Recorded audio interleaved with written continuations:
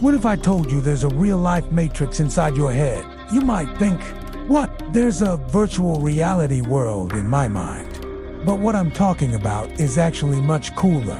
It's the fact that your brain doesn't just passively record reality like a camera. Instead, it's constantly creating and manipulating your memories. Your brain is kind of like a producer of your own personal matrix, shaping your past, present, and future. In this video, we'll uncover how your brain forms, stores, and sometimes even alters or deletes memories. By the end, you'll have a whole new appreciation for the incredible power of your mind. So buckle up, because we're diving deep into the amazing world of neuroscience and memory. Firstly, how the matrix is created. Before we get into the matrix itself, let's see how our memories are made. That way we can understand where the matrix comes from. When you experience something new, like meeting a friend or learning a fact, your brain makes new connections between neurons. These are the synapses, neurons that wire together. So the more you think about or use a piece of information, the stronger these connections become. These strengthened connections are the basis of your memories. There are different types of memory. Long or short-term memory holds a limited amount of information temporarily. Like right now, you're using long memory to remember what I've been saying. This type of memory is like the RAM of your computer. Long-term memory is more complex. Explicit or declarative memory includes facts and semantic knowledge. For example, remembering that water boils at 100 degrees Celsius. It also includes memories of events and experiences. For instance, recalling your first day of school. This is episodic memory. We store explicit memories in the cortex, hippocampus, and other areas. Implicit or procedural memory is a bit different. It's the memory of skills and procedures. So riding a bike or typing on a keyboard. This type of memory is more difficult to put into words. We store implicit memories in the cerebellum and basal ganglia. Now let's look at how our brain turns experiences into memories. Comes encoding. That's when information from our senses enters the brain and is organized and categorized. Next is consolidation. During this stage, the brain stabilizes and strengthens the memory trace. Finally, we have storage, which is when the memory is kept in the appropriate part of the brain for later retrieval. Imagine it like this. When you see a new restaurant, your eyes encode the visual information, your ears encode the sounds, and your nose encodes the smells. This information travels through your brain and is processed and categorized. Some of it may be forgotten, but some will be strengthened over time and stored away. Maybe you remember the name of the restaurant because it was unique or had a great view. This is your explicit memory kicking in. And if you later tell a friend about it, you're encoding a new memory of the event and the conversation. That's how we build up our personal histories. Secondly, the brain's hard drive. What parts of the brain are involved and how our memories retrieved. Your memories aren't stored in one single file. In fact, they're distributed across many areas of your brain. This is like having multiple hard drives instead of one big one. Different parts of your brain hold different types of memories. The brain is constantly making new memories and strengthening old ones. This keeps your mind sharp and helps you learn new things. When you want to remember something, you retrieve the memory from storage. But here's the cool thing. Every time you recall a memory, you're actually making a new memory of the event. This is because your brain has to reconstruct the memory from bits and pieces stored in different areas. It's not like playing back a video. It's more like putting together a puzzle every time you think back to something. This means that every time you remember something, you could be altering the original memory. This is both fascinating and a bit scary. Through this process, memories can be changed.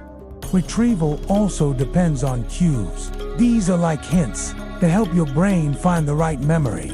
For example, a smell or a song may trigger a specific memory. Emotions play a big role in memory too. Strong emotions like fear or joy make memories stronger. Think about times when you were really scared or very happy. You probably remember those moments much better than others. That's because your brain knows these memories are important, and it works hard to keep them strong. Thirdly, why your brain deletes memories. We tend to remember a lot of things from childhood, our teenage years, and our early 20s.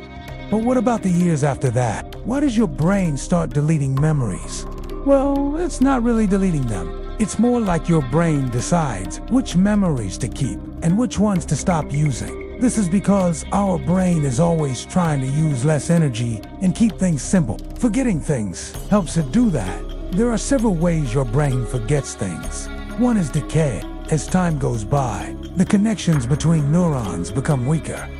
This happens naturally, and it's a normal part of memory. Another way is interference. This is when new memories make older memories harder to remember. It's like when you learn a new language and you keep mixing up the old and the new words. Retrieval failure is another reason why we forget. The memory is still in the brain, but you can't get to it. It's like when you know something but can't remember where you learned it.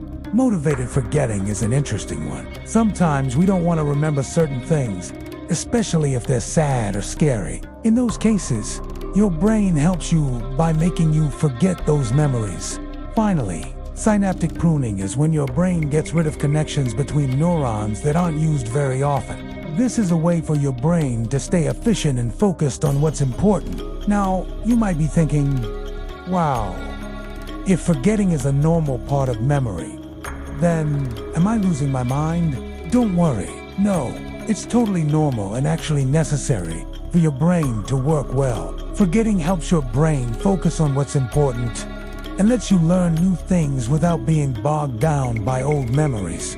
Fourthly, the matrix effect. So far, we've seen that our brain actively creates and deletes memories. But now let's talk about something that's even cooler. Our brain can make memories that never happened.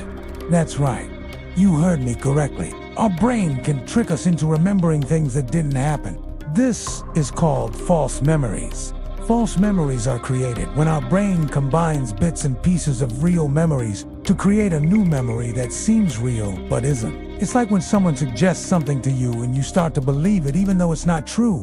Our brain is always trying to make sense of the world around us. So when we're given new information, we try to fit it into our existing memories. Sometimes this can lead to false memories. But here's something even crazier. Every time we remember something, we change it a little bit.